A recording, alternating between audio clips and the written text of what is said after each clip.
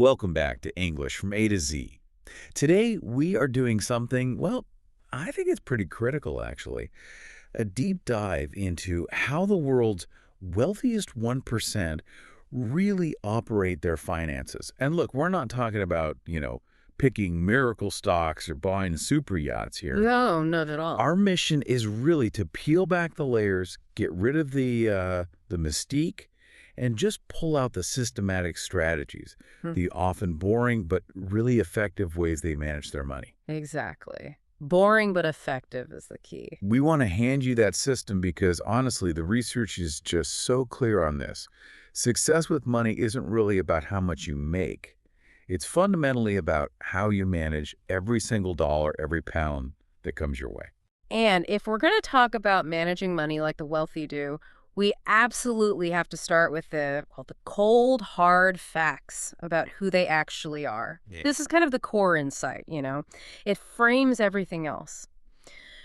When you actually look at the data, analyze the profiles of the wealthiest people globally, the breakdown is surprisingly consistent.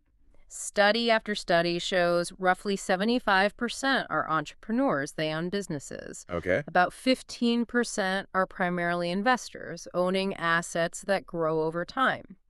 Then you have maybe 7% who are heirs, inheriting wealth, owning trusts. And the last 3% or so are performers, creators, people who own really rare specialized skills. That's a fascinating breakdown. Yeah. But when you lay it out like that, entrepreneurs, investors, heirs, creators, there's a huge group missing, isn't there? A very obvious omission. There absolutely is. And this is the number that should really make you sit up and think. The crucial figure, the one that might just spark a total rethink of your financial life, is 0%. 0%. None of the world's wealthiest are purely full-time employees working only for a wage. That absence, that statistical hole, it tells you everything. It points straight to the one thing linking all those wealthy groups. Ownership. Right. Whether it's owning a company, owning a portfolio of stocks, owning inherited assets, or even owning a unique talent nobody else has. The principle is always ownership. So the flip side of that, the sort of uncomfortable consequence for the vast majority, the 99%, is that if you own nothing tangible, no assets, no business, then in a very real economic sense, you are owned by the system. And this brings us to a concept that our source material calls modern slavery. Now, that's a really strong term. It sounds almost, inflammatory. Could that put people off? People working hard, trying to do the right thing. It is harsh, definitely. But the authors, they use it very deliberately to shine a light on a systemic trap. And we kind of need to understand their argument to see why breaking the cycle is so vital. Think about, say, historical labor systems. What was the deal? The laborer got the basics, right? Housing, food, water, provided in exchange for their work. Total dependency. Right. The essentials were covered as part of the arrangement. Exactly. The argument today is that your salary, your income, it's just the modern mechanism to keep you showing up. You get paid, you immediately spend, let's be honest, probably 100% of it covering those same basic needs: rent, food, utilities, transport, and boom, end of the month, you're back to zero. Because you're paying directly for things that were either provided before or were just naturally available, like water. Precisely. You get this sort of illusion of freedom because you handle the money. But if your entire income is just swallowed up by survival, you have to go back to work next month. You're forced to repeat the cycle. So the outcome, the dependency is the same. Just the method is different. Income instead of direct provision. That's the argument. And the only way out, according to this view, is to shift your identity. Stop being just a laborer who gets paid for time and start becoming an owner who gets paid while they sleep because their assets are working. Okay, so that shift, it's not going to happen by accident. Yeah. You can't just wish your way into ownership. You need a plan, a deliberate structure, a countermeasure, really. Exactly. Willpower runs out, good intentions fade. You need a system. And that system, that countermeasure, is the framework we're focusing on today. Mm. The 25-15-50-10 rule. The 25-15-50-10 rule. This is essentially the 1% budgeting playbook, but it's not about restriction like traditional budgets often feel. It's about intentional allocation. Mm-hmm. We're going to systematically carve up every single paycheck, dedicating specific slices to growth, stability, needs, and rewards. Okay. It takes the emotion out, takes the guesswork out. It fundamentally flips the script from earn, spend, wonder where it went, to earn, allocate, grow. Right, let's dive into that engine room then. The part that builds ownership. Part 1. Allocating 25% of your income specifically for growth. This is the pay yourself first principle, but really dialing it in. Yes, this 25%, it has to be seen as absolutely non-negotiable if you're serious about building wealth, about achieving that ownership. This slice of your income, it's permanently earmarked for one thing: buying assets. Things that appreciate, things that put money into your pocket over time, not liabilities that just drain it. And the big trap for most people, the 99%, is letting lifestyle creep or just, unnecessary spending eat up this crucial 25%. What happens is they get paid. They pay the rent, the car payment, the essential bills, and then whatever's left over, it gets spent. Consumer goods, eating out, little treats, what the sources basically call junk from a wealth building perspective. Right. You feel rich for a few days, maybe a week. Yeah, flush for a weekend. And then suddenly it's the 20th of the month, you're counting pennies, waiting for the next paycheck. That just locks you right back into that dependency cycle we talked about. Yeah. And, the single biggest cost, the most expensive mistake in this whole wealth journey, it's simply waiting, delaying the start. Time is the enemy if you waste it. Exactly. And nothing, absolutely nothing, shows the destructive power of waiting. And conversely, the almost magical power of compound interest better than this classic case study, the story of Billy and Phil. Ah, yes. This one's brilliant because it puts time directly against just throwing more money at the problem later. Okay, let's look at Billy. Billy's the early bird. Starts at age 20, manages to scrape together $200 every single month consistently for 40 years. Okay, $200 a month for 40 years. His total contribution, his own money invested, comes out to $96,000. Pretty respectable amount over a lifetime. 96 grand. Okay, now enter Phil. Right. Phil waits. Maybe he thinks he can't afford it. Maybe he just puts it off. He doesn't start until he's 30, 10 years later than Billy. 10 crucial years. Crucial years. But Phil realizes he's behind, so he decides to invest more aggressively. He puts in $300 every month for 30 years until he's 60. So more money per month, but for a shorter time. Exactly. And Phil actually ends up investing more of his own cash overall. His total contribution is $108,000. That's $12,000 more than Billy put in. Okay, so Phil put in more money. Logic might suggest he ends up with more, right? You'd think so. Yeah. But here's where the math just blows your mind. Let's assume they both stop at age 60 and they both get the historical average return of the S&P 500 index, which is around 10% per year over the long term. Okay, standard assumption. Phil, who invested $108,000 over 30 years, ends up with roughly $678,146. $678,000. Not bad. Decent retirement pot. Decent, yeah, Yeah. but not life-changing, maybe not generational wealth. Now, Billy. Remember, Billy started 10 years earlier, only invested $200 a month, put in $12,000 less of his own money. Billy ends up with, wait for it, $1,264,816. Wow. Over 1.2 million. Over 1.2 million. He invested less but gained almost $600,000 more than Phil. Nearly double. Just because of that first decade, those early contributions had an extra 10 years to compound, to earn returns on the returns. That's incredible. The lesson is just screamingly obvious, isn't it? Time in the investing game is literally more valuable than having more capital later on. You just have to start now. Even if that 25% feels tiny at first, even if it's just $50 a month, start. Absolutely. Start small. Start now. Okay, so you've committed to the 25%. You're automating it. The next question is, where does it go? What assets do you buy? The wealthy think about this in terms of what we can call the asset risk ladder. A ladder? Okay, I like that visual. Building a foundation first. Precisely. You have to build the stable base before you even think about climbing up to the riskier, potentially higher return stuff.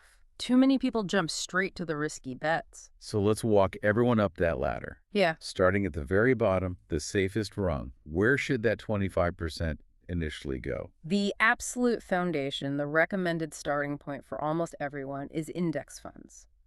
Things like an S&P 500 tracker or a global market index fund. Why index funds specifically?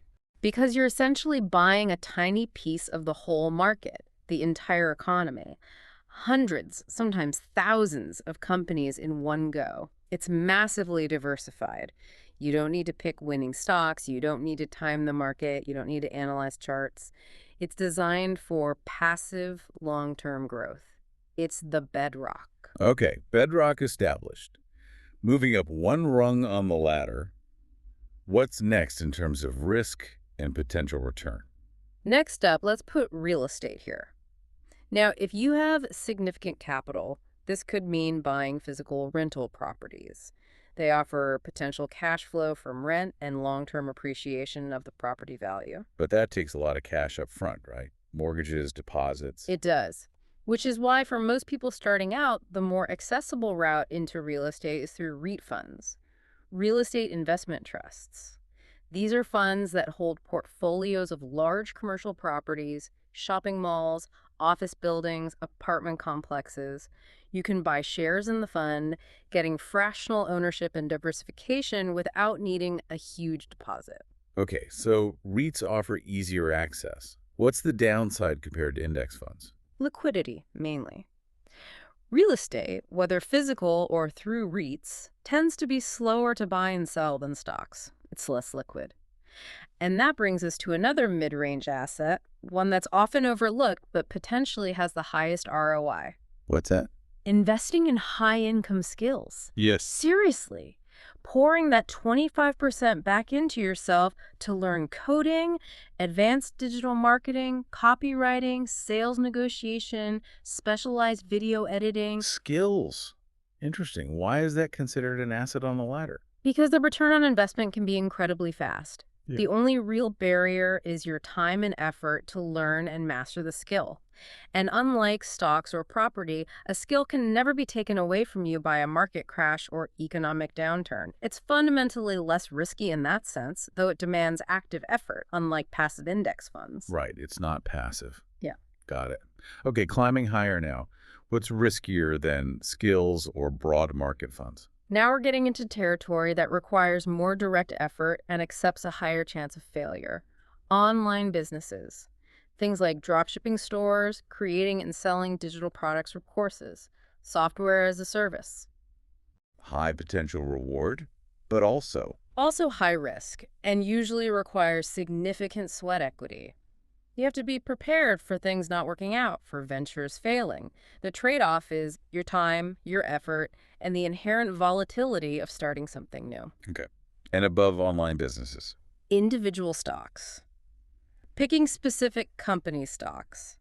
Now, unless you are genuinely willing to dedicate serious time to researching companies, understanding financial statements, analyzing management and market position, this is basically gambling. So the advice isn't don't buy any individual stocks ever. The advice from the wealthy is usually, if you enjoy it, allocate a very, very small fraction of your 25% money you are absolutely prepared to lose entirely for fun, like a hobby.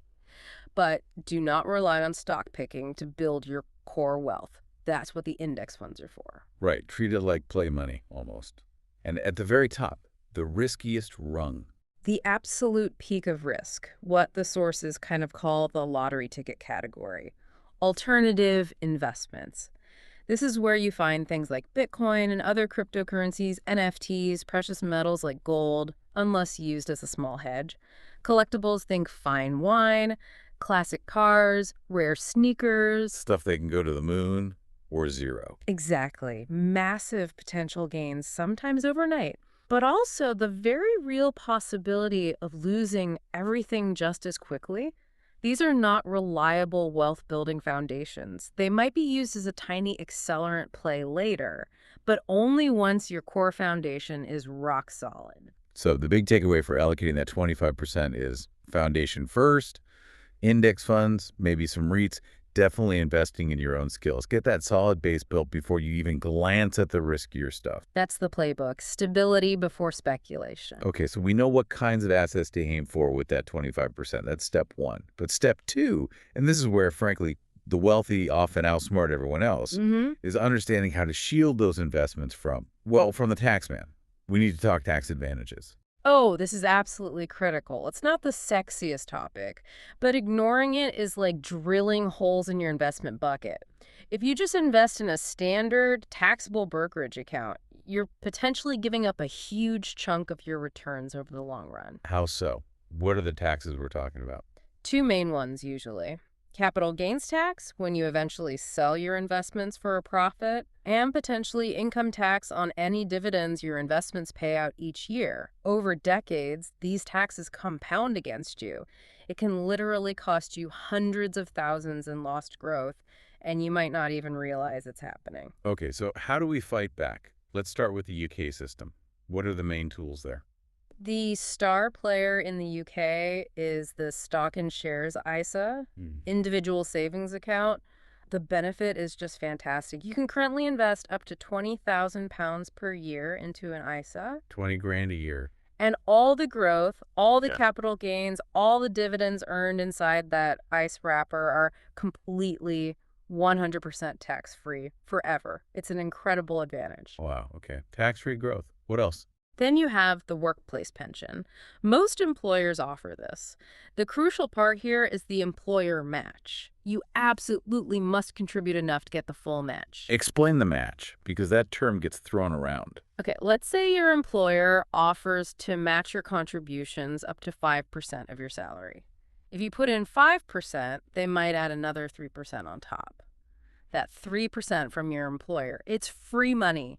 It's an immediate, guaranteed, risk-free 60% return on your 5% contribution. 3% is 60% of 5%. Not taking the full employer match is literally turning down free money. Non-negotiable. Free money, got it. Okay, let's hop across the pond. What about the U.S.? What are the key tax-advantaged accounts there? The U.S. system has equally powerful tools, just structured a bit differently. The most famous one, perhaps, is the Roth IRA. The Roth. Heard a lot about that one. How does it work? Okay, the key difference with the Roth IRA is you contribute money after you've already paid income tax on it. So the contribution itself doesn't lower your current tax bill. Okay, post-tax money goes in. Right, but here's the magic. Once that money is inside the Roth, it grows completely tax-free. And then the really big payoff comes in retirement. When you withdraw that money, both your original contributions and all the accumulated growth, every single cent is 100% tax-free. So you pay tax now to avoid any tax later. Exactly. You take the tax hit up front on the smaller seed amount to ensure complete tax freedom on the much larger harvest later on. And isn't there that crazy story about Peter Thiel using his Roth IRA? Ah, yes, the Thiel example. It's legendary, but important to frame correctly. He used his Roth IRA in the very early days to invest in startups he was involved with, like PayPal and Facebook. Because those companies exploded in value, his Roth IRA reportedly grew to over $5 billion, tax-free. $5 billion tax-free. That's insane. Yeah. But okay, how does that apply to, to regular people investing in index funds? We're not all funding the next Facebook in our IRAs. That's a fair point. The Thiel story is an extreme outlier because of the type of investment he made. But the principle is exactly the same for everyone. The relevance isn't the billion-dollar figure, it's the tax-free mechanism. Whether your account grows by 50%, 100%, or even 1,000% over decades through simple index funds, getting all that growth out tax-free in retirement is hugely powerful. It's the difference between Retiring with, say, $1 million clear versus retiring with $1 million and then having to hand over maybe $150,000 or $200,000 in capital gains tax. The Roth protects the entire final amount. Okay, that makes sense. It protects the growth, whatever that growth turns out to be. So the Roth is post-tax in, tax-free out. What's the other main U.S. option? The other big one is the 401k, which is often offered through employers, similar to the UK workplace pension. This works the opposite way to the Roth in terms of initial tax. How so? With a traditional 401k, your contributions are made pre-tax. So the money goes in before income tax is calculated. This immediately lowers your taxable income for the year, which feels good right away. Okay, immediate tax break. Nice. Yes. And the money inside the 401k grows tax-deferred, meaning no taxes on dividends or gains year to year. The catch. You pay regular income tax on the withdrawals you make in retirement. So tax break now, pay tax later on the withdrawals. Roth is pay tax now, Oh. tax-free later. You got it. Many employers also offer a match on 401k contributions, just like UK pensions. Again, capturing that full match is priority number one. So for listeners everywhere, the message is, before you put a single dollar, pound, or euro into a regular taxable investment account, first figure out what tax-advantaged options like ISAs, Roth IRAs, 401ks, or similar schemes exist in your country, and max those out first. Absolutely. Maximize the tax advantages. It's free performance over the long run. Okay, brilliant. We've got the assets chosen. We've got them housed in the right tax-efficient accounts. What's step 3? Is it just hoping we remember to invest? No. Definitely not relying on hope or memory. Step 3 is removing the single biggest point of failure. Human behavior. It's automation. Automate everything. Everything. You see that paycheck land in your checking account, especially if it's a decent amount, the temptation to spend a little extra is just overwhelming sometimes. Willpower is finite. True. That new gadget suddenly looks very appealing. Exactly. So the best practice, the method the wealthy swear by, is to set up an automatic transfer. On the exact day you get paid, have that full 25% automatically moved from your bank account directly to your investment platform, whether it's Vanguard, Fidelity, Charles Schwab, Trading 212, wherever your ISA or IRA is held. So the money for growth never even really sits in your main account. Precisely. You pay yourself first by sending that 25% away before you even have a chance to think about spending it. It removes temptation entirely, out of sight, out of mind, into the investment engine. Love it. Simple but powerful. Okay, the money is now arriving automatically in the investment account. What do we actually buy with it? You mentioned index funds, but how do we structure it? Is there a simple approach? Yes, absolutely. For most people starting out, the gold standard for simplicity and diversification is the 3-fund portfolio strategy. 3 funds. Okay, sounds manageable. It is. It's designed to give you broad exposure while keeping things incredibly simple to manage. No complex balancing acts needed. Let's break it down then. Fund number 1. Fund number 1 is your core equity holding, a U.S. stock index fund.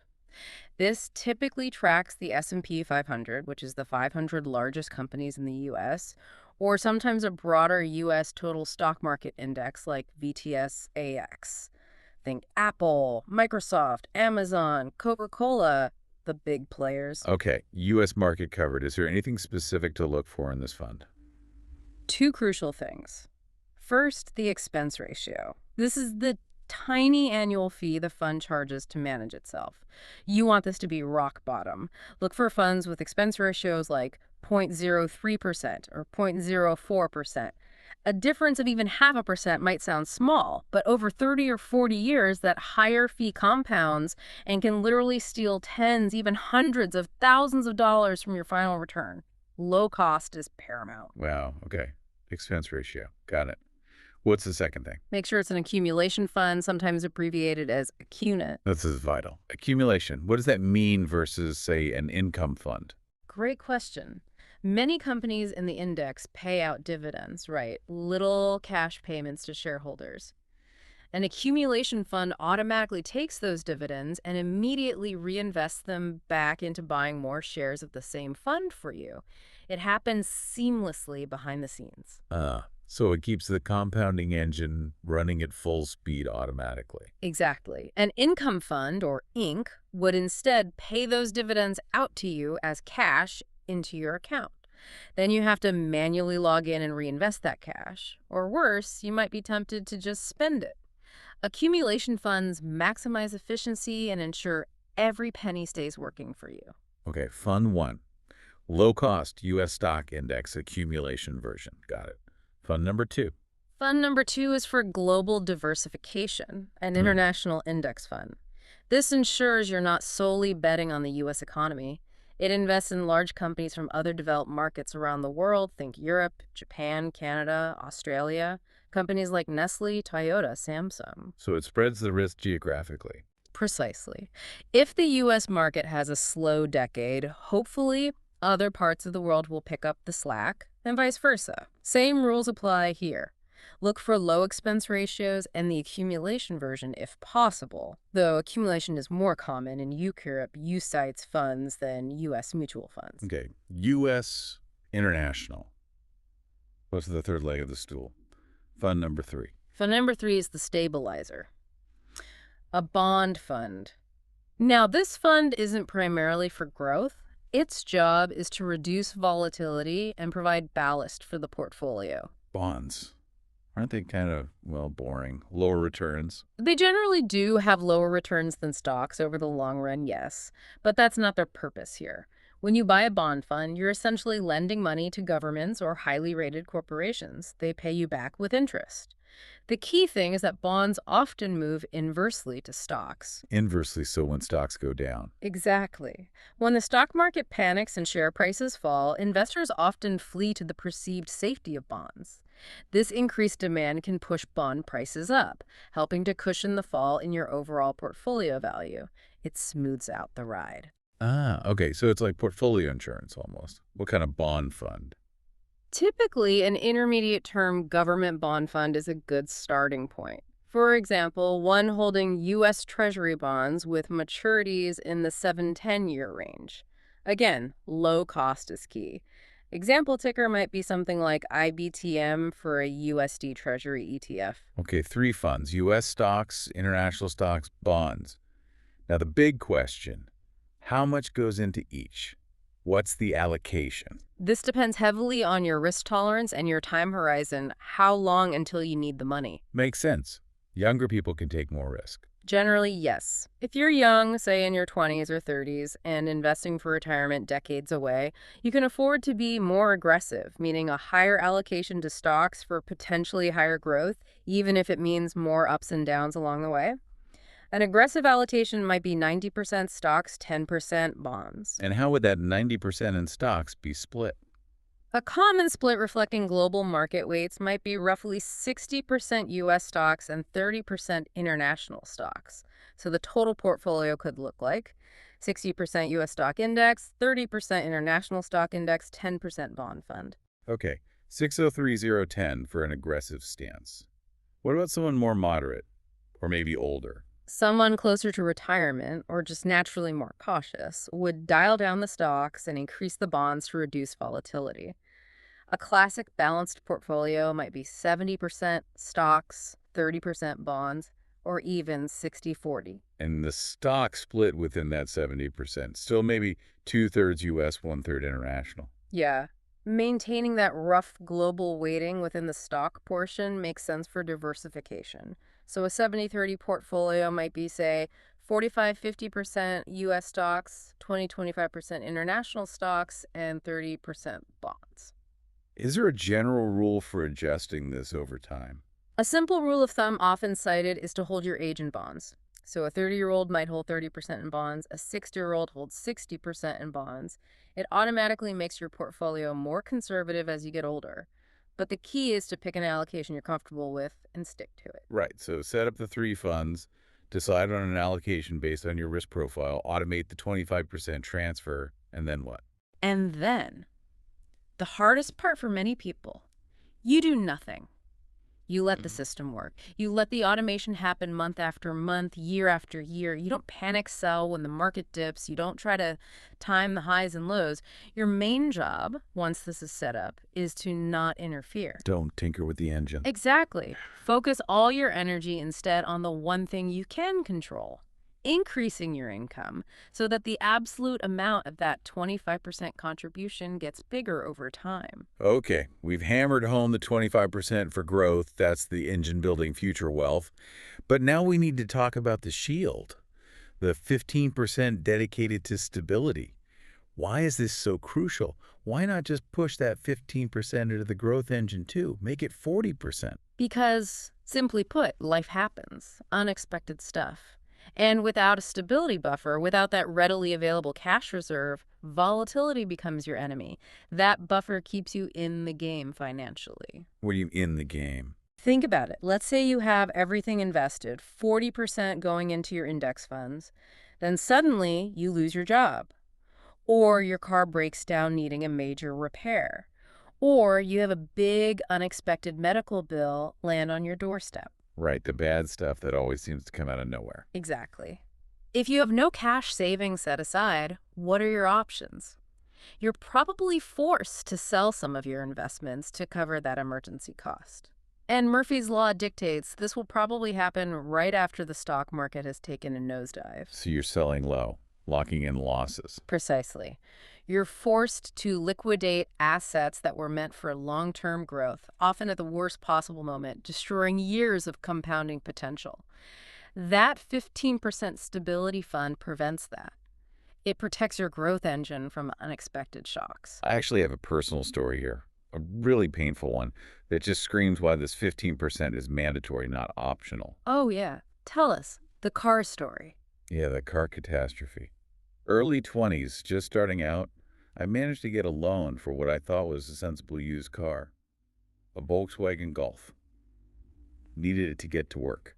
Okay, seems reasonable. Yeah, but I was so focused on making the loan payments and just scraping by, I had absolutely zero savings, nothing in reserve. The 15% stability fund didn't exist for me. Uh-oh. I And sense where this is going. 3 months. 3 months after I bought it, the engine completely died. Seized up. The repair bill. $4,000. Ouch. $4,000 you didn't have. Not even close. I was living paycheck to paycheck. So I had this horrible choice. Either I lose my job because I can't commute, or I have to take out another loan, a high-interest personal loan this time, just to fix the car I was already paying off. Doubling down on the debt. Exactly. So now I'm paying interest on the original car loan and crippling interest on the repair loan. That one single event, that one lack of a buffer, didn't just cost me $4,000.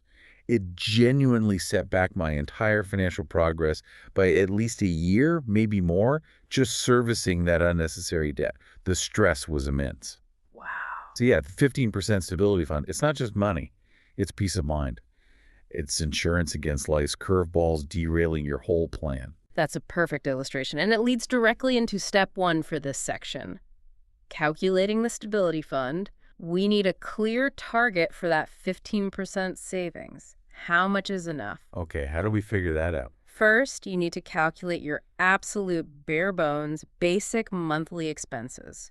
We're talking rent or mortgage, essential utilities, water, gas, electric, basic groceries, essential transport costs, crucial insurance premiums. What don't we include? Critically, you exclude non-essentials. No Netflix, no Spotify, no gym memberships you barely use, no eating out, no fun money. This is your survival number. What does it cost just to keep the lights on and food on the table for 1 month? Okay, strip it back to the absolute basics. Let's say that comes out to $1,500 a month for someone. Right. Once you have that base survival number, $1,500 in this case, the goal is to save 5 months worth of those expenses. 5 months. Why 5? I often hear 3 months recommended. 3 months is a common starting point, but the research and experience often show it's not quite enough buffer when things get really tough. The reason we aim for 5 is because, as the saying goes, when life hits, it often hits everything at once. You might lose your job and the boiler breaks, and you have a medical copay all in the same period. 5 months gives you genuine breathing room to handle multiple setbacks without panicking or being forced into bad decisions, like selling investments. Okay, so $1,500 base expenses times 5 months means a target stability fund of $7,500 in this example. That's the goal for the 15% contribution. Exactly. Until that $7,500 target is reached, that 15% of every paycheck goes towards building it up. All right, step 2 then. Storage rules. Where do we keep this $7,500? Does it just sit in our regular checking account? Absolutely not. Where you store the stability fund is just as important as having it. There are 3 strict rules. Rule number 1. Accessibility. The money must be readily available. You should be able to access it, ideally within 24 hours, with no penalties or lockup periods. If it's an emergency, you need the cash fast. Okay, quick access. Rule 2. 0 risk. This cannot be stressed enough. This money is your insurance policy. It is not an investment. You absolutely, positively never store your stability fund in the stock market, not even in safe blue chip stocks. Never in crypto. Never in long-term bonds that could lose value if interest rates rise.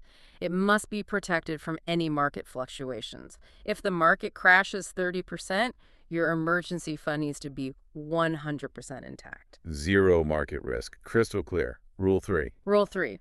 Growth against inflation. While we're not seeking investment returns, we also don't want the money just sitting there earning 0% interest. Inflation, even low inflation, will slowly erode its purchasing power over time. So the money needs to earn some interest safely. So accessible, 0 risk, but earning something. Where does that leave us? What kind of account fits all 3 rules? The perfect vehicle for this is a high-yield savings account, HYSA. These are typically offered by online banks. They meet all the criteria. 1, they're highly accessible, usually via online transfer within a day or so. 2, they're typically FDIC insured in the U.S. or covered by similar national deposit insurance schemes elsewhere, meaning your capital is protected up to a certain limit, offering 0 risk of loss. 3, as the name suggests, they currently offer much higher interest rates than traditional brick-and-mortar bank savings accounts, often around 4 or 5% APY right now. Okay, so banks like Ally, SoFi, Marcus by Goldman Sachs, those kinds of places. Exactly. Those are common examples in the U.S. Listeners elsewhere should look for similar insured, high-interest online savings options, and HYSA keeps your stability funds safe, liquid, and earning a little bit to fight off inflation. Perfect. HYSA it is. Now, step 3, tactics for fast accumulation. Building up that $7,500 or whatever your 5-month number is can feel daunting. How can we speed it up using that 15% rule? Okay, tactic 1 is the obvious one, mirroring the growth fund, the salary cut. Set up that automatic transfer. The day you get paid, 15% automatically whisks away from your checking account straight into your dedicated HYSA for the stability fund. Don't even let yourself touch it. Automate the 15% transfer. Check. Tactic 2. Tactic 2 is the replacement promise. This is a mental rule you make with yourself. If you do have to dip into the stability fund for a genuine emergency, your absolute number 1 financial priority with your next paycheck, and maybe the one after that, is to replenish the amount you withdrew. Before you allocate money to anything non-essential, you rebuild that shield first. Refill the buffer immediately. Got it. What's tactic 3? Tactic 3 is about finding extra money through subtle changes. Economy through spending. Consider using rounding apps that round up every debit card purchase to the nearest dollar or pound and automatically sweep the spare change into your savings. It adds up surprisingly quickly. Like Acorns or similar apps. Exactly. Also, make a rule that all credit card cashback rewards, loyalty points converted to cash, or any small unexpected windfalls like minor refunds go directly into the HYSA. Don't treat them as bonus spending money. Treat them as stability fund accelerators. Nice little hacks to boost it faster. Oh, Okay, yeah. so you diligently apply these tactics. That 15% keeps flowing into the HYSA. Yeah. What happens when you finally hit that 5-month target? That $7,500 is sitting there safe and sound. Yeah. Does the 15% stop? Once the stability fund is fully funded, yes, that 15% allocation gets a new job. You have a choice. You can redirect that 15% back into your growth fund, boosting your investment rate from 25% up to a powerful 40%. Or if you feel your growth is on track, you could choose to allocate some or all of that 15% towards the rewards category, allowing for more guilt-free spending on things you enjoy. The key is the stability fund is built, the shield is in place. All right, we've covered growth, 25%, and stability, 15%. Now we hit the biggest chunk, the 50% allocated for needs. This covers your essential cost of living, housing, food, utilities, transport, insurance. But this is the category where financial discipline often breaks down completely. Yeah, that 50% seems generous. Yeah. But you're saying this is where people fail. How? They fail because they let their ego, rather than genuine necessity, define what goes into this bucket. This is the breeding ground for lifestyle inflation. You get a pay rise, and suddenly your needs expand to match it or even exceed it. The new normal trap. Yeah. The bigger paycheck just means nicer car payments, bigger rent. Exactly. And the statistic we looked at earlier is shocking. Over 60% of Americans earning six figures, over $100,000 a year, are still living paycheck to paycheck. They make good money, but they spend it all, often on things to look wealthy rather than actually being wealthy. It ties back to that idea of hidden wealth versus visible wealth. Precisely. True wealth, as the wealthy understand it, is what's hitting the size of your investment portfolio, the robustness of your stability fund, the value of your business assets.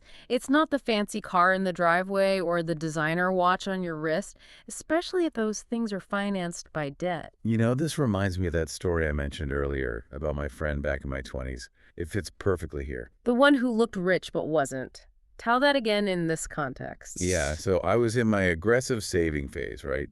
Driving an old banger, wearing cheap clothes, probably looking a bit scruffy, honestly. And I had this friend who was always immaculate.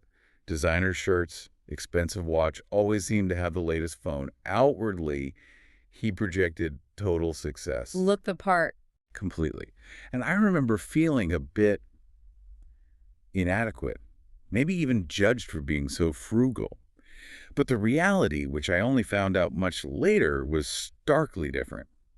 While I was quietly building my index fund portfolio and had my stability fund sorted, he literally had about $43 in his checking account and was juggling overdue credit card bills. Wow. So the visible image was pure illusion. Total illusion. I was the one who was actually financially secure, even wealthy in the sense of having reserves and assets, despite looking poorer. He was trapped by the need to maintain the image. That experience taught me everything about focusing on the hidden numbers, not the visible status symbols. That's a powerful lesson, and it's exactly why step one in managing this 50% needs category is defining true needs. This requires brutal self-honesty. Okay, let's get specific. What are real needs? Real needs are the absolute essentials for survival and basic functioning. Secure housing, rent, mortgage, essential utilities, water, heat, electricity, basic nutritious food, groceries, not restaurants, essential transportation to work, school, necessary insurance, health, car if needed, and basic functional clothing. And what are the things often disguised as needs, but are actually luxuries or wants? Oh, the list is long. Frequent takeout or restaurant meals, multiple streaming subscriptions you barely use, that gym membership you swore you'd use every day, buying the newest phone when your current one works fine, expensive coffees every morning, premium cable packages. These are wants, dressed up as needs. So the purpose of capping this category at 50% isn't just about budgeting, it's about forcing that honest assessment. Exactly. The 50% boundary is a tool. If you currently spend, say, 65% of your income on what you think are needs, this cap forces you to examine every single expense in that category and cut the non-essentials until you get down to 50%. It deliberately restricts your consumption. And what's the psychological effect of that restriction? It shifts your focus. Instead of constantly thinking, what else can I buy? The constraint makes you think, how can I earn more so that my 50% for needs covers a better quality of life, or so I have more left over for growth and rewards? It switches the desire from spending to earning. Okay, that makes sense. Force the issue. So, assuming we've defined our true needs, how do we actually get the spending down to fit within that 50%? This leads to step two, attacking the big killers. Right. Trying to save money by cutting out one Starbucks coffee a week? It's rearranging deck chairs on the Titanic. It won't move the needle significantly. You have to tackle the two expenses that typically devour the largest portion of the needs budget: housing and transportation. These are often 70–80% of the total. Okay, let's start with housing. How do you control that? Rent and mortgages seem pretty fixed. They seem fixed, but you have more leverage than you think. For renters, when your lease agreement is coming up for renewal, don't just blindly accept the increase. Renegotiate. Landlords hate vacancies. Tenant turnover costs them time and money. Cleaning, advertising, lost rent. It's often cheaper for them to offer you a smaller increase, or even no increase, to keep a good tenant. It costs nothing to ask politely. Good point. Leverage the hassle factor for them. What about more extreme options if renegotiation isn't enough? If you're serious about getting below the 50% cap quickly, especially to build that stability fund, you might consider temporary, more drastic measures. House hacking, renting out a spare room in your home, can significantly offset your mortgage or rent. Or if circumstances allow, even moving back home with family for a defined period, say 6–12 months, specifically to slash housing costs and turbocharge your savings. These aren't forever solutions, but can be powerful short-term accelerators. Okay, housing goal is ideally no more than half the needs budget, so maybe 25–30% of total income. Now, transportation, this is a big one for many. Huge. Car payments, especially leases, are absolute wealth destroyers for most people. A lease practically guarantees you pay for the steepest part of the car's depreciation and end up with no asset at the end. So rule number one is probably avoid leasing. Generally, yes, from a pure wealth-building perspective. The smarter move is to buy a reliable used car that's already gone through its biggest depreciation hit, usually the first 3 to 5 years. Buy something you can comfortably afford to pay for, maintain, and insure, not something that stretches your budget just for status. Think Toyota Corolla, not brand new BMW on a payment plan. Function over flash. Exactly. And if you live in a city with decent public transport or walkability, seriously challenge yourself. Do you even need a car at all?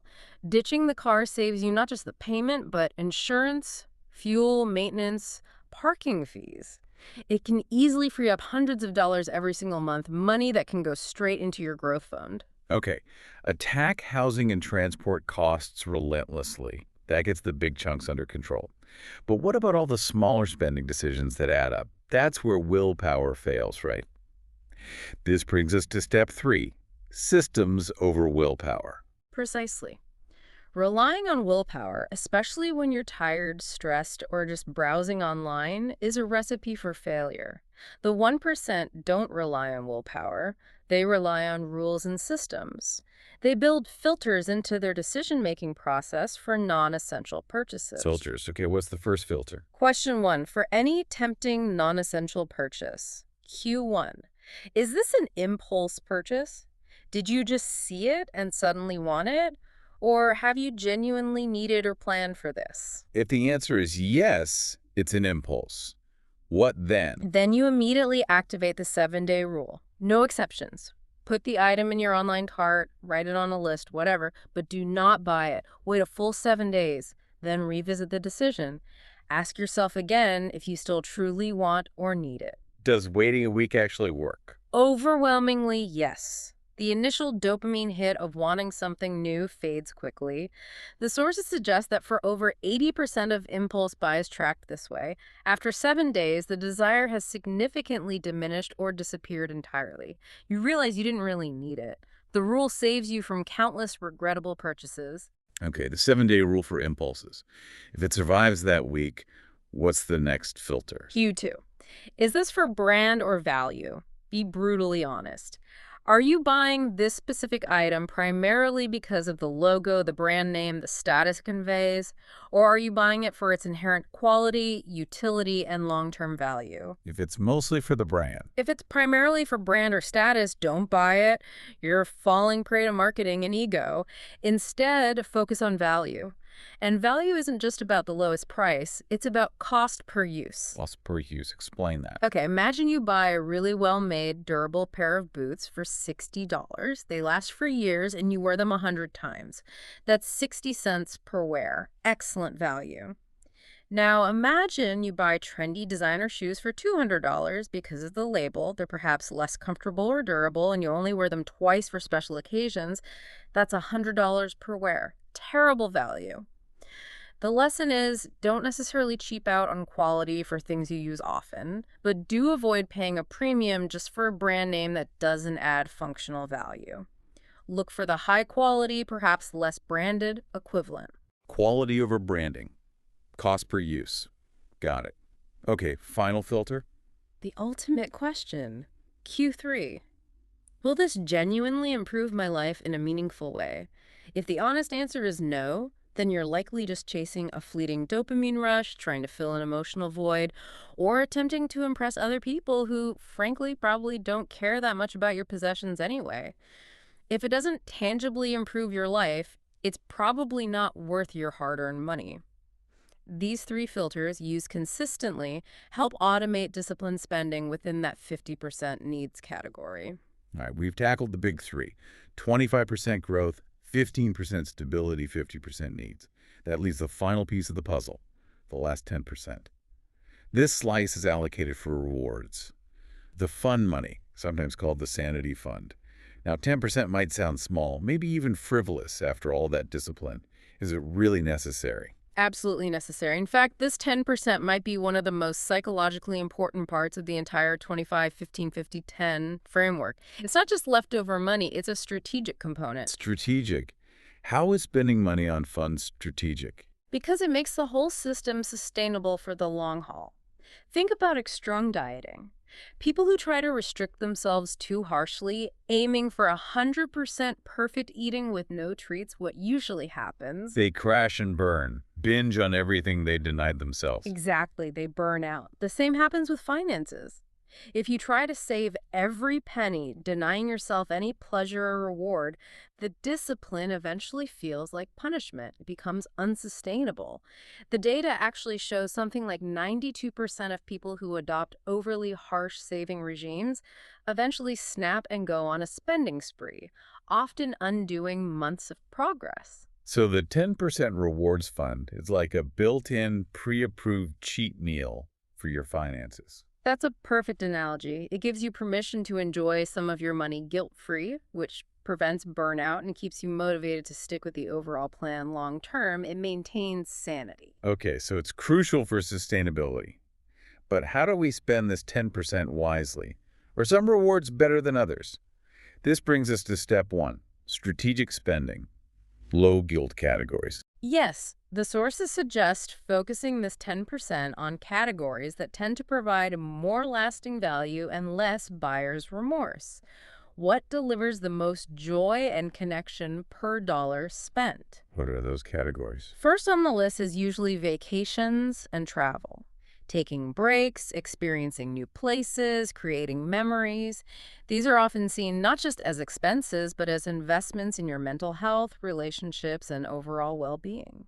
Didn't one of the sources mention a personal story about this? Yeah. About being forced to take a vacation? Yes. The author shared a story about working relentlessly, completely neglecting time off, focusing only on building the business. They ended up developing stress-induced shingles. The doctor basically ordered them to take a break. They reluctantly went on a ski trip and realized it wasn't an indulgence, it was vital maintenance. That vacation probably saved them far more in potential long-term health costs and burnout productivity losses. It reset their perspective. Wow. Okay, so vacations as health investment. What's next? Second, hobbies. Investing in things you're passionate about outside of work, whether it's equipment for photography, art supplies for drawing, funding your gaming setup, or gi for a sport you love. Hobbies provide a crucial creative outlet, a sense of flow and accomplishment separate from your job. They recharge you and combat the fatigue that can come from just working and saving. Makes sense. Counterbalance the grind. Third category. Third is social experiences. Spending money on dinners, out with friends or partners, going to concerts, attending events, maybe joining a social club. Humans are social creatures. While the sources cautioned against excessive status spending, they also acknowledged a mistake made in youth, neglecting relationships in the pursuit of pure accumulation. Building and maintaining connections is vital for happiness and even professional networking. This 10% allows for that. Good point. Don't become a hermit just to save money. And the final category. Finally, gifts for others. Spending money not on yourself, but on thoughtful gifts for people you care about. Not just obligatory birthday presents, but small, intentional gestures that strengthen relationships. It shifts the focus from me to we, fostering connection.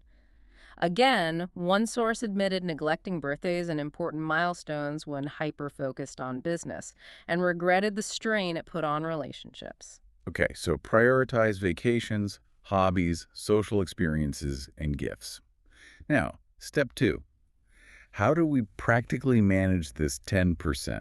Just leave it in the checking account. No, that's too tempting to overspend or let it blend with needs. The recommendation is to create a joy jar fund. Physically or digitally separate this money. Open a distinct savings account, maybe even at a different bank, or at least a clearly labeled separate pot or vault within your banking app. A dedicated account just for rewards. Yes, and just like the growth and stability funds, you automate the transfer. Every payday, 10% of your income automatically flows into this separate joy jar account. And the crucial rule for the joy jar. The rule must be absolute. No cheating. You cannot borrow from your growth fund, the 25%, or your stability fund, the 15%, to top up the joy jar if you run out. If the joy jar is empty, you simply wait. You wait until the next payday refills it. So it provides fun, but within a strict boundary. Exactly. The structure ensures that your reward spending, while important for sanity, never sabotages your primary goals of building assets and ensuring stability. It keeps the fund contained and sustainable. Okay, separate account, automate the 10% transfer, no borrowing from other funds. Final step, step 3. When we do spend from the joy jar, is there a guiding principle? Yes. While you can spend it on material goods if you choose, the strong recommendation is to prioritize experiences over material goods. Why experiences over stuff? Because psychological research consistently shows that spending money on experiences, travel, concerts, meals out with loved ones, learning a new skill tends to bring more lasting happiness and fulfillment than buying physical objects. Material possessions often suffer from hedonic adaptation. The initial thrill fades quickly, and they just become part of the background clutter. But memories from experiences tend to last, even grow fonder over time. Precisely. The sources often reflect on this later in life. They don't reminisce about the fancy watch they bought. They reminisce about the ski trip with their spouse, the theme park day with their kids, the golf weekend with friends. Those experiences feel like true wealth in retrospect, far more than a garage full of depreciating assets ever could. So use that 10% to actively buy memories and connection. Hashtag outro. Final takeaway. So there you have it. The complete blueprint used by many financially successful individuals. 25% for growth, building assets in tax-advantaged accounts. 15% for stability, a readily accessible risk-free emergency fund. 50% for needs, disciplined essential spending, attacking housing transport. And 10% for rewards, guilt-free spending on experiences for sustainability. It's a framework, a system. And if we boil down everything we've discussed today, the single biggest insight, I think, is this. Yeah. Real lasting wealth isn't usually created by some genius stock pick or getting lucky timing the market.